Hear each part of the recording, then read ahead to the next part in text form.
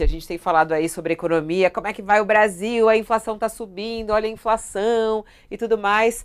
Acaba de sair o índice de inflação, que é o IPCA, e que perdeu força no acumulado de 12 meses, atingiu 3,93%, segundo o IBGE. Essa é a medição do Índice Nacional de Preços ao Consumidor Amplo. E no mês de março, que aí esse ponto que é interessante a gente analisar, o mês de março ficou em 0,16%, após marcar 0,83% em fevereiro. Isso os dados divulgados agora há pouco. Esse novo resultado ficou abaixo da mediana das projeções do mercado financeiro. Analistas consultados pela agência Bloomberg esperavam uma variação de 0,25 em março. E aí veio em 0,16. Bom, mas quem vai falar conosco sobre isso é um especialista, né? O economista André Roncaglia já está conosco ao vivo, aqui no nosso All News, para nos ajudar a entender. Isso é uma boa notícia, professor? É dentro do esperado, não é? O preço vai cair, já caiu.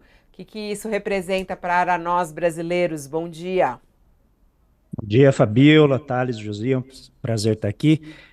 De fato, os preços ainda não estão caindo, né? Eles pararam de subir mais rapidamente do que eles estavam, então desacelerou. Eles continuam ainda subindo, tem preços localizados que estão caindo, mas de fato é uma boa notícia, porque não apenas a estimativa do Banco Central era de uma inflação muito maior, como a do mercado também. Então, a inflação veio mais leve do que aquilo que o mercado previa, o próprio Banco Central, que é quem está observando o comportamento dos preços para poder calibrar a taxa de juros e, com isso, estabelecer quanto que vai cair a Selic nos próximos meses. Então, é uma boa notícia. A gente, evidentemente, ainda tem muito para avançar, podemos reduzir mais a inflação, mas precisamos aí calibrar também o peso que isso tem para a população em termos, né, da criação de empregos e do ritmo de atividade econômica. Mas certamente é uma boa notícia. Mas, professor, o senhor falou que caiu, que desacelerou significativamente mais do que o esperado. É, essa desaceleração aponta para. Porque, em geral, os juros, você sobe os juros para segurar a inflação. Aponta para a possibilidade de uma queda na taxa de juros mais à frente? Então vamos lá, Thales. Essa é a pergunta de vários bilhões de reais, né? Quanto que a Selic vai cair até o final do ano, quanto que a gente pode finalizar esse ciclo de corte, tá? Então, a desaceleração da inflação, ela está ocorrendo em setores, por exemplo, como alimentação e bebidas, em setores como habitação. São setores que sofrem alguma influência da taxa de juros, evidentemente, mas eles predominantemente sofrem influência de pressões que vêm de fora. Então a gente está falando desde movimentos de apreciação do câmbio, passando por preço internacional, né, de commodities, e existe todo esse receio, pelo menos até o mês passado, e agora vai sendo gradativamente aliviado, de que os fenômenos climáticos comecem a afetar muito a lavoura aqui no Brasil e a produção. Então, acho que o mercado, né, com base nesses receios, estimou uma inflação mais elevada e ela veio mais baixa. Como que isso pode afetar a trajetória da taxa de juros nos próximos meses? A inflação interna ela entra como um elemento no balanço de riscos do Banco Central. Então, esse certamente é um fator que favorece a continuidade de cortes da Selic, mas aí tem a parte que é a notícia ruim do dia, que foi a inflação muito forte que veio nos Estados Unidos. Então, lá eles estavam prevendo uma inflação bem mais baixa e ela veio mais forte, acima de 4%, né, no acumulado, pegando ali em 12 meses para março. E isso é um sinal ruim porque se mantiver esse efeito de uma inflação muito elevada, o Banco Central norte-americano não consegue reduzir os juros tão rapidamente quanto esperado. E o juro americano afeta tremendamente o ciclo de cortes de juros aqui no Brasil. Então, a gente precisa de um juro mais baixo nos Estados Unidos para, com isso, permitir que o Banco Central consiga reduzir, né, a níveis mais baixos a nossa taxa de juros. Então, tem esses dois elementos aqui jogando contraditoriamente hoje, né? Olha, André, eu queria fazer uma provocação para ver se você nos socorre, né? Todo mundo quer emprego, dinheiro no bolso, preços convidativos, e se a gente analisa os indicadores todos, nós estamos muito longe de uma situação desesperadora, né? E a economia está crescendo, cresceu no ano que vem, agora vai crescer esse ano também. A inflação parou de subir, como você já nos esclareceu aqui, mas sempre tem um senão, né? Agora, é, essa taxa de juros nos Estados Unidos, todo mundo imaginava que não ia ser assim, né? Mas ela está sorvendo investimentos que poderiam vir para cá, vão para lá, né? O que eu queria lhe perguntar é o seguinte: quando é que nós vamos sair desse cenário que se convencionou chamar de crescimento de voo de galinha, esse crescimento medíocre, que não é desesperador, mas também não é alvissareiro a ponto de representar uma mudança de patamar? Josias, essa é a pergunta talvez de 2 trilhões de reais que a gente tem, porque é o grande desafio brasileiro, é conseguir estruturar o seu sistema produtivo para poder ter voos, né, mais extensos, mais persistentes. Então, fazer com que o juro caia aqui no Brasil é uma condição fundamental.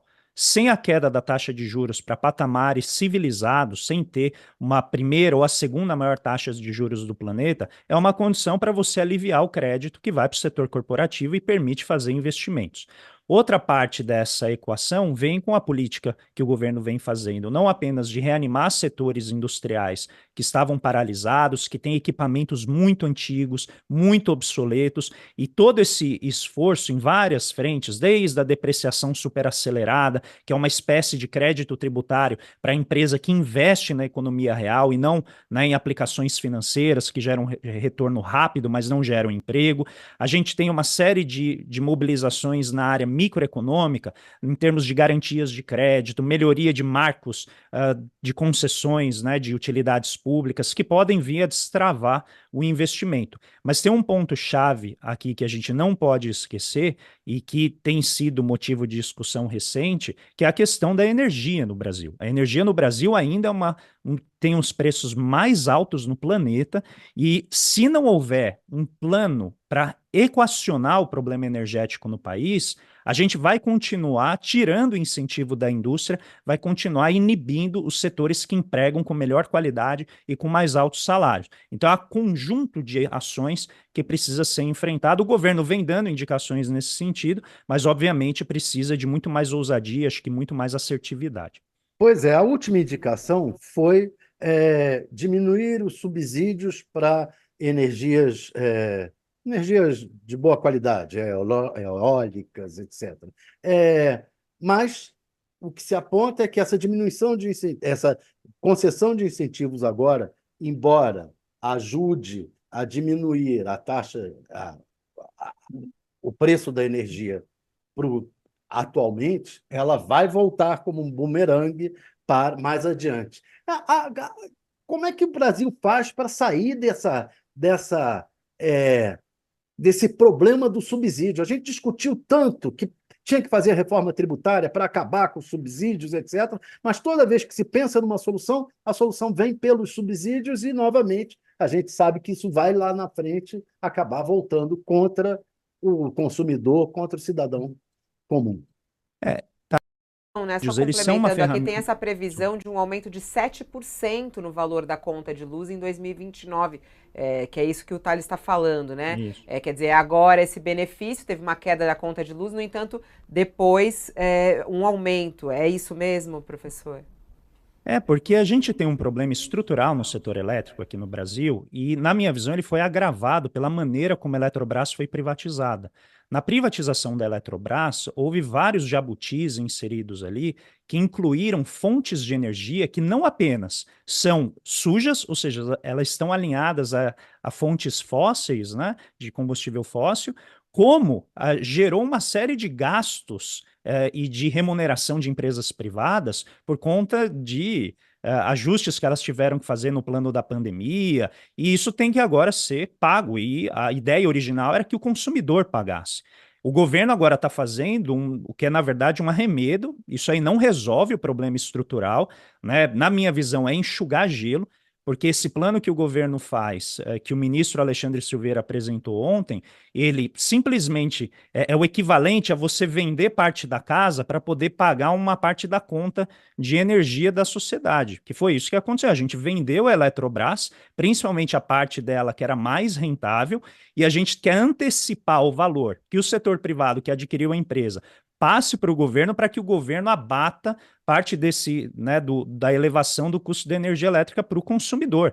Ou seja, isso não está resolvendo o problema que foi gerado com essa privatização horrenda que foi feita. Mas tem uma questão adicional, que são os jabutis. A gente está falando de termoelétricas, que são produtoras de energia muito caras, sujas, desalinhadas com esse movimento de limpar o sistema energético brasileiro, né, de ter energias e fontes limpas. Mas, além disso, essas usinas, elas muitas vezes não têm nem contato com o restante do território nacional. Então, elas são um custo horrendo que está sendo repassado para o consumidor, e essa medida ela não toca. E tem, por último, um elemento fundamental, que é a quantidade de dinheiro que está indo para a área de energias renováveis, o que, num primeiro ponto, vamos dizer, num primeiro olhar, é algo que parece interessante. Só que aí vem uma questão: quanto que a gente está investindo na flexibilidade do sistema, ou seja, na capacidade do setor elétrico de absorver essa energia que está vindo com uma oferta muito grande, né, da área solar, eólica. Não nos esqueçamos que no ano passado, o blackout que a gente teve na região norte e nordeste veio exatamente por um excesso de oferta de energias renováveis. Então, acho que está faltando talvez um pouco de prioridade e olhar o sistema elétrico como um todo para entender onde estão os gargalos. E aí, nesse sentido, eu acho que essa é uma medida que enxuga gelo, né, alivia, né, como o Thales colocou, mas eventualmente o preço vai chegar para a gente, seja na forma de escassez de energia elétrica, seja na forma de energia elétrica ainda mais cara. Ainda falando sobre a situação do governo, queria falar um pouco sobre gastos, professor, porque muito se preocupa sobre os gastos do governo, né? Ah, tá gastando demais, tá gastando de menos. E é muito difícil para a população como um todo quando recebe isso já envelopado com uma opinião, né? Eu queria saber a sua opinião sobre isso. Como é que analisa hoje os gastos do governo? Lula sempre falou isso, tem que gastar, porque tem que fazer a economia girar, e outros falam, não, porque tem que ter responsabilidade, corta aqui e corta ali. Inclusive no que tem, alguns querem usar isso, né? O que o Milei fez, está fazendo lá na Argentina. Eu queria sua opinião a respeito disso, até embalada nessa notícia que veio de ontem, que a Câmara aprovou um dispositivo que permite o governo antecipar a expansão do limite de gastos de 2024 e traz aí um recurso extra, libera mais ou menos 15 bilhões e 700 milhões de reais para o governo poder gastar. Como é que você analisa os gastos do governo? Então, o governo Lula, ele tem um compromisso muito claro de resgatar a atuação do Estado em áreas que foram fortemente deterioradas durante os governos Temer e Bolsonaro. Então, acho que não há, né, nenhuma dúvida quanto a isso, e a aprovação da PEC da transição é um sinal claro de que existe um esforço de restaurar um padrão de gastos que se aproxime ali entre 19% e 20% do PIB. O problema é que o marco fiscal que foi aprovado, ele não gera este resultado que o governo Lula almeja, e particularmente a ala mais progressista do partido, que tem esse olhar voltado mais para a reconstituição dos serviços públicos, de saúde, educação e assim por diante. Então, o que a gente está vendo aqui nessa negociação com o Congresso é uma mistura de conveniência dos congressistas, porque abre espaço para que eles resgatem parte das emendas parlamentares que foram vetadas pelo presidente Lula, ao mesmo tempo em que concede ao governo um espaço maior para poder eventualmente acalmar os setores, né, principalmente o funcionalismo público, que vem pressionando por elevações e uma recomposição das perdas salariais dos últimos 6, 7 anos. Então, esse jogo é importante a gente identificar no contexto político, mas também marcar que o governo não está fazendo uma expansão a descoberto dos gastos. O que eu quero dizer com isso? O ministro Haddad vem fazendo o esforço de elevar a arrecadação para atingir a meta de resultado primário, um déficit zero, e com isso poder acomodar a expansão desses gastos. O que a decisão do Congresso de ontem demarcou, na verdade, não é nem liberar automaticamente esses recursos, é permitir que, uma vez que o governo consiga atingir a marca de arrecadação que ele previu, ou seja, uma arrecadação extra, que ele tenha o espaço, então, para gastar fora dos limites do arcabouço fiscal, fora dos limites do novo marco fiscal sustentável. E aí é importante registrar aqui a diferença com relação ao que a gente teve com relação ao teto de gastos, que é o teto de gastos, ele não se preocupava com a arrecadação. Ele simplesmente impunha um limite de gastos e os gastos, como participação do PIB, iam caindo ao longo do tempo, né, independentemente do que estava acontecendo com a receita.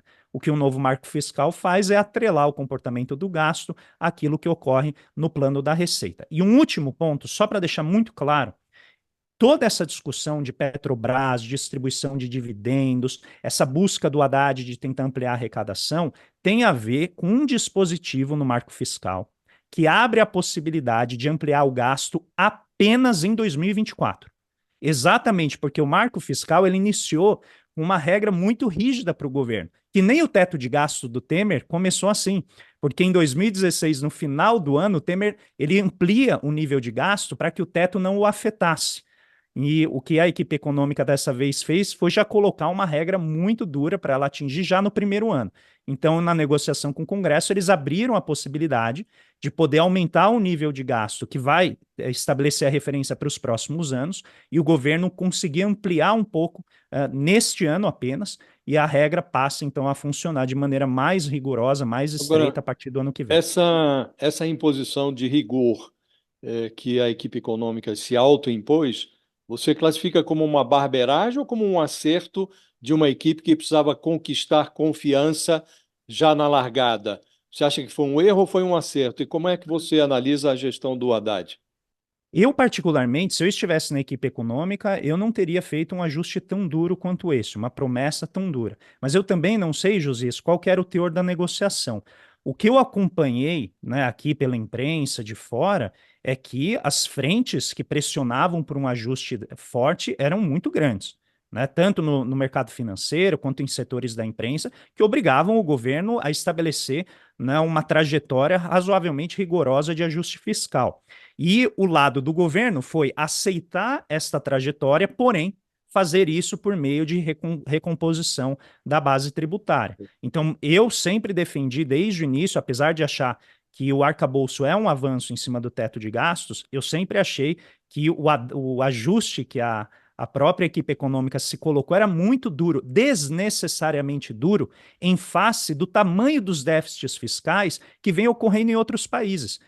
Nesse contexto, né, de mudança da matriz energética dos países, eu acho que o Brasil poderia ter se concedido uma trajetória mais suave de ajuste fiscal. Mas, novamente, a Faria Lima certamente teria reagido muito mal, teria gerado volatilidade no mercado cambial, no mercado de taxa de juros, e isso certamente o governo Lula não queria nos seus primeiros meses. Então, eu acho que foi esse o arranjo feito e que vai encontrando, né, José, como a gente já colocou e discutiu aqui várias vezes, as pressões dos congressistas. O Congresso quer ampliar gasto, principalmente em ano eleitoral, porque serve a eles para reforçar a sua base política, né, nos municípios, que hoje são, né, o tema dessa disputa eleitoral. O O senhor falou da professor, Petrobras. A Petrobras, agora o ministro das Minas e Energia está tentando colocar um ponto final na discussão, dizendo que o Prates está tudo bem com o Prates, não está. O mercado, o senhor falou também na Faria Lima, e eu queria saber qual é a impressão que o senhor tem da reação do mercado a essa crise da Petrobras e se realmente se colocou um ponto final. Olha, eu não sei se colocou ainda um ponto final, viu, Thales? Acho que as notícias não são ainda conclusivas nesse sentido, mas a Faria Lima, ela reagiu, na verdade, à possibilidade de haver quedas adicionais na distribuição de dividendos. Esse é o medo central dos detentores de ativos, de ações da empresa. Então, na medida em que há este arranjo entre o Silveira e o Prats para garantir uma distribuição adicional de dividendos, mas não 100% dos dividendos extraordinários, se chega a uma solução de meio termo. E o efeito, a gente já viu ontem e está vendo hoje, é a Faria Lima, então, né, ficar feliz com isso, porque agora vai, né, vazar um pouquinho mais de dinheiro. Tem esse problema na questão fiscal, porque distribuir apenas metade dos dividendos não gera a receita que o governo, né, o Ministério da Fazenda estava prevendo para poder bater o déficit zero. Isso vai transferir as pressões e as disputas para outras áreas do orçamento, e isso significa mais tensão com o Congresso. Né? Então, nesse sentido, eu acho que é uma solução de meio que ninguém ficou suficientemente feliz, mas certamente a Faria Lima, os detentores de ativos, né, da empresa, ficaram, vamos dizer, menos temerosos. Eu acho que é isso que a gente tem hoje mapeado. Tá, mas eu não quero saber a Faria Lima, quero saber a sua opinião. O que você acha de Mercadante na Petrobras? É uma boa notícia? Se vier, né? Se isso for confirmado ou não? Então, do meu ponto de vista, do meu alinhamento teórico, é evidente que é uma excelente notícia por dois motivos, se ele for. Primeiro, ele é um homem forte do governo e ele tem o poder, então, de acabar com esse ruído que acabou acontecendo entre, né, o Alexandre Silveira e o Jean Paul Prats. Então, isso certamente não vai acontecer com o Mercadante. Ele tem acesso direto ao presidente e tem a força política para estabelecer ali como que a Petrobras vai funcionar. E, nesse sentido, ele está mais alinhado ao presidente Lula, de fazer a empresa funcionar como uma ferramenta de política pública, de política de desenvolvimento do país. Não nos esqueçamos que dentro do novo PAC, a Petrobras representa mais ou menos 1/3, tá, de todo o investimento. Tamanho é o poder que essa empresa tem de mobilizar recursos e principalmente do efeito que ela tem sobre as cadeias produtivas, né? Um setor muito importante que representa grande parte daquilo que a gente produz de divisa externa ao vender, né, para o exterior o petróleo. Agora, em termos da política atual, eu não acho que o Prats vem fazendo um trabalho ruim. O problema é que houve uma disputa que acabou sendo vazada para a imprensa e isso parou na mesa do presidente. E é nesse momento que o presidente, então, ele vê esse ruído sendo gerado, a pressão eleva, a temperatura sobe, e ele não quer uma solução que seja desordenada.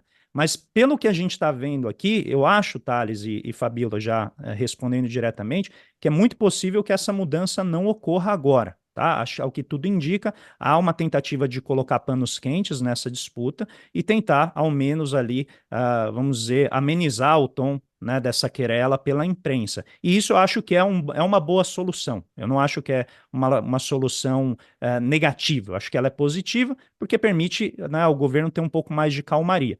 Colocar o Mercadante na Petrobras geraria uma dança das cadeiras, né, em todo o governo, que eu acho que não cabe agora, não seria interessante para a estabilidade do governo.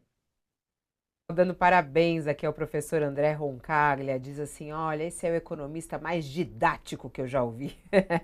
Gostando da sua entrevista, o Leonardo também falou, olha, economista que não pensa como um investidor. Ele fala como economista, como estudioso disso, né? Não é a Faria Lima falando e por aí vai. Já que a gente está nesse clima, eu quero até saber uma coisa. Já que estamos com um economista, a gente falou aqui com vários especialistas de todas as áreas sobre esse tal desse bilionário Elon Musk. O que está por trás disso? Um economista olha como, quer dizer, ele está querendo ganhar dinheiro do Brasil, a gente vai perder dinheiro arrumando briga com ele, porque muita gente fala isso, né? Eu ouvi isso. Pô, ficar arrumando briga com ele? O cara é um bilionário, tem que trazer recursos para cá. Como é que o senhor vê isso, hein, professor? Essa briga com Elon Musk, quem vai sair perdendo? É o bilionário ou é o Brasil de perder dinheiro dele? Eu acho que é ele, né? Eu acho que o Brasil tem um mercado interno muito grande, a gente está falando de 200 a 210 milhões de pessoas, a gente não sabe ainda exatamente qual é o número, né, da população, mas ele está abrindo mão de trabalhar num mercado que pode ser muito benéfico para ele. Agora, o que eu acho que está por trás desse recente arrobo dele em redes sociais, que não é novidade, ele já fez isso em várias circunstâncias, primeiro, é uma pessoa que tem essencialmente o tamanho de um país, né? Quando ele fala, o peso das coisas que ele fala, pelo poder que ele tem nas redes sociais, pelo tamanho da fortuna dele, é equivalente à fala de um chefe de Estado. E pelo poder de mobilização dele, isso pode afetar tremendamente a estabilidade em diferentes países. É óbvio que existe muito de fanfarronice na fala dele, né? Ele raramente, vamos dizer assim, verifica as consequências daquilo que ele faz, né? E isso eu acho que é o fato de ter uma pessoa, pensa nisso, Fabio, que consegue no espaço de um ano juntar 44 bilhões de dólares para comprar uma empresa, da qual ele já havia desistido, que é o Twitter. Então, no meio do caminho, ele aceitou comprar o Twitter, no meio do caminho desistiu, e aí ele vendeu ações da Tesla, das empresas dele, para conseguir pagar por uma empresa como o Twitter. E aí fez, né, uma total barbeiragem na gestão dessa empresa e causou agora o que a gente está vendo, uma mudança muito profunda em como o aplicativo, né, ele opera. E eu acho que o que está em jogo aqui, no caso brasileiro, é o fato de que várias portas se fecharam para ele. Então, a gente tem desde a revisão do contrato da Starlink, né, que foi feita pelo Ministério da Educação, que garantia quase que uma reserva de mercado para que a Starlink oferecesse serviços de internet na região amazônica. A gente teve também o avanço da BYD, da empresa produtora, empresa chinesa, né, produtora de automóveis elétricos, que vem desbancando a Tesla, não apenas na produção de carros elétricos direto, né, únicos, como carros elétricos híbridos, que envolvem outras fontes de energia. E isso, obviamente, afeta os planos do Musk aqui no Brasil. E a minha impressão é que, como ele já vem enfrentando essas portas fechadas, ele se dá o direito de ser ele demais, sem muitos freios, sem muitos filtros, porque a gente não vê ele se comportando dessa maneira em países como China, em países como Arábia Saudita, em países em que, né, ele mesmo diz que não há essa liberdade de expressão que ele tanto prega. Então é, no mínimo, motivado economicamente, mas eu acho que com o tempo, conforme novas informações forem saindo, a gente vai entender melhor as reais motivações. Agora, E para mim esse é um problema. Quando uma pessoa tem a capacidade de confrontar o sistema judiciário de um país e a gente não entende por que ele está fazendo isso, é resultado de que a riqueza está excessivamente concentrada no mundo. agora você fala que ele tem o tamanho de Nossa. um país, né, André? Se a gente fosse fazer uma analogia à luz do que se sabe que ele possui em termos de patrimônio e poderio empresarial, ele seria do tamanho de que país? Olha, eu teria que olhar esses dados, mas apenas para comparação, o Brasil ele tem o PIB em torno de 2 trilhões de dólares, a atual taxa de câmbio. Se a gente pegar aqui o patrimônio dele é perto de 1 trilhão, a gente está falando que ele tem praticamente metade de um dos maiores países do mundo. Tá? Aí eu teria que olhar cuidadosamente para ver qual país tem o PIB de 1 trilhão. Mas é certamente muito maior, José, do que a maior parte dos países, tá? Porque não tem, né, um poderio econômico desse. E ele não é o único, tem vários outros empresários que têm um poder similar, mas ele tem uma ferramenta na mão que é muito importante, que é, né, o Twitter, o ex-Twitter, o X. Eu ainda não me acostumei e nem gostei muito da mudança do nome, mas ele tem um poder muito grande, certamente, em termos de riqueza, maior do que muitas nações. Nossa, bem interessante. Professor, obrigada pela sua participação.